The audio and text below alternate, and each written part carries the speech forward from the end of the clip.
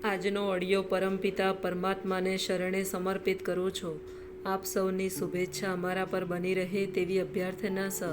જય શ્રીમદ નારાયણ. શ્રીમદ ભગવદ્ ગીતા પુરુષોત્તમ યોગ નામનો અધ્યાય 15, શ્લોક 2, 3 અને 4. આ વૃક્ષની શાખાઓ ઉપર તથા નીચે પ્રસરેલી છે અને પ્રકૃતિના 3 ગુણો દ્વારા પોષણ પામે છે. તેની ડાળખીઓ ઇન્દ્રિયોના વિષયો છે. આ વૃક્ષના મૂળ નીચે પણ જાય છે અને તે માનવ સમાજના સકામ કર્મોથી બંધાયેલા છે. અશ્વત્થ વૃક્ષનું અહીં વધુ વર્ણન કરવામાં આવ્યું છે. તેની શાખાઓ સર્વ દિશાઓમાં પ્રસરેલી છે. નીચેના ભાગમાં જીવોની વિવિધ પ્રકારની યોનિઓ છે. મનુષ્યો, પશુઓ, ઘોડાઓ, ગાય, કૂતરા, બિલાડા વગેરે આ બધા વૃક્ષની નીચેના ભાગમાં સ્થિત છે.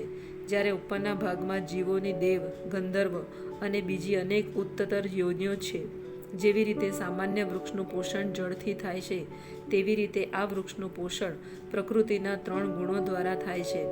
કેટલીક વખત આપણે જોઈએ છીએ કે જળના અભાવે કોઈ ભૂખંડ વેરાન બની જાય છે અને કોઈ વાર અમુક ખંડ લીલોછમ બની જાય છે.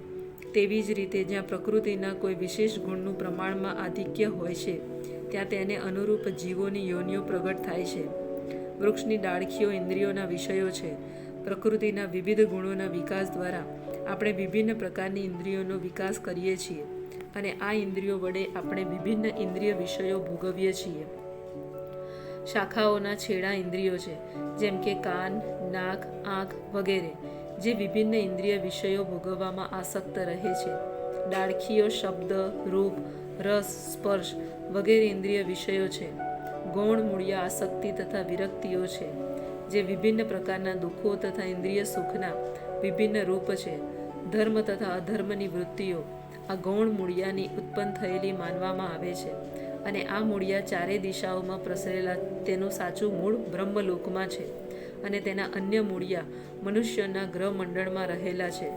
જ્યારે મનુષ્ય ઉચ્ચતર લોકમાં પુણ્ય કર્મોનું ફળ ભોગવી લે છે, ત્યારે તે આ પૃથ્વી પર આવે છે અને ઉચ્ચ ગતિ માટે ફરીથી કર્મ અર્થાત સકામ કર્મ કરવા માંડે છે.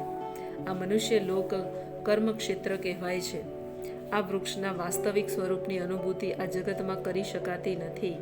કોઈ પણ એ સમજી શકતું નથી કે આનો આદિ ક્યાં છે, અંત ક્યાં છે અને આધાર ક્યાં છે. પરંતુ મનુષ્યએ આ સુદૃઢ મૂળવાળા વૃક્ષને વિરક્તિના શાસ્ત્ર વડે દ્રઢ નિશ્ચયપૂર્વક કાપી નાખવું જોઈએ. ત્યાર પછી તેણે એવા સ્થાનની શોધ કરવી જોઈએ કે જ્યાં ગયા પછી પાછા આવવાનું રહે નહીં, અને ત્યાં તેને પૂર્ણ પુરુષોત્તમ પરમેશ્વરનું શરણ લેવું જોઈએ કે જેમનાથી અનાદિકાળથી દરેક વસ્તુનો આરંભ થાય છે તેમજ વિસ્તાર પણ થાય છે. હવે સ્પષ્ટ કહી દેવાયું છે કે આ અશ્વત્થ વૃક્ષના વાસ્તવિક સ્વરૂપને આ ભૌતિક જગતમાં સમજી શકાય નહીં. તેનું મૂળ ઉપરની તરફ હોવાથી અસલ વૃક્ષનો વિસ્તાર સામેના છેડે થાય છે.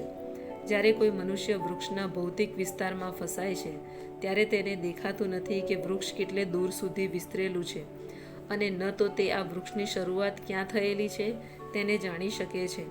તેમ છતાં મનુષ્યએ કારણ તો શોધી કાઢવાનું જ હોય છે. હું મારા પિતાનો પુત્ર છું, હું મારા પિતા અમુક મનુષ્યના પુત્ર છે વગેરે. આવી શોધ કરતા રહેવાથી બ્રહ્મા સુધી પહોંચી શકાય છે, જેમની ઉત્પત્તિ ગર્ભોદકશાયી વિષ્ણુ થકી થયેલી છે. છેવટે આ રીતે જ્યારે મનુષ્ય પૂર્ણ પુરુષોત્તમ પરમેશ્વર સુધી પહોંચે છે, ત્યારે સમગ્ર શોધનો અંત આવે છે. મનુષ્યએ આ વૃક્ષના ઉદ્ગમ પૂર્ણ પુરુષોત્તમ પરમેશ્વરની શોધ એવા મનુષ્યોના સંગમાં રહીને કરવી જોઈએ કે જેમને તે પરમેશ્વરનું જ્ઞાન પ્રાપ્ત થયેલું છે. આવા જ્ઞાનથી મનુષ્ય ધીરે ધીરે વાસ્તવિકતાના મિથ્યા પ્રતિબિંબથી અળગો થઈ જાય છે અને જ્ઞાન દ્વારા તે સંબંધોનો વિચ્છેદ કરી શકે છે તથા અસલ વૃક્ષમાં ખરેખર સ્થિત થઈ શકે છે. આ બાબતમાં અસંગ શબ્દ બહુ મહત્વનો છે, કારણ કે વિષય ભોગની આસક્તિ તથા ભૌતિક પ્રકૃતિ ઉપર પ્રભુત્વ કરવાની વૃત્તિ બહુ પ્રબળ હોય છે.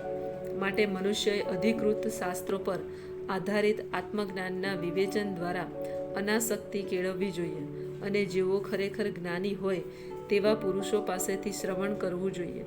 ભક્તોના સંગમાં રહીને આવી ચર્ચા વિચારણા કરવાથી મનુષ્ય પૂર્ણ પુરુષોત્તમ પરમેશ્વરને પામે છે.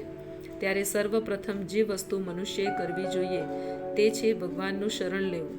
અહીં તે સ્થાનનું વર્ણન કરવામાં આવ્યું છે જ્યાં ગયા પછી મનુષ્ય આ મિથ્યા પ્રતિબિંબિત વૃક્ષમાં ક્યારેય પાછો આવતો નથી. પરમેશ્વર કૃષ્ણ જ આદ્ય મૂળ છે. તે જ્યાંથી પ્રત્યેક વસ્તુ ઉદ્ભવી છે. તે પરમેશ્વરનો અનુગ્રહ પામવા માટે મનુષ્યએ કેવળ તેમને શરણાગત થવાનું છે, જે શ્રવણ, કીર્તન વગેરે દ્વારા ભક્તિ કરવાના પરિણામરૂપ હોય છે. તેઓ જ ભૌતિક જગતના વિસ્તારના કારણ છે. આની સમજૂતી સ્વયં ભગવાને જ અગાઉ આપી છે. અહમ સર્વસ્ય પ્રભવ, હું જ પ્રત્યેક વસ્તુનો ઉદ્ગમ છું. માટે આ ભૌતિક જીવનરૂપી પ્રબળ અસ્વત્થ વૃક્ષના બંધનમાંથી છૂટી જવા માટે મનુષ્યએ કૃષ્ણનું શરણ અવશ્ય લેવું જોઈએ. જેવો મનુષ્ય કૃષ્ણને શરણાગત થાય છે કે તરત જ તે આપોઆપ આ ભૌતિક જગતથી વિરક્ત થઈ જાય છે. જય શ્રીમદ નારાયણ.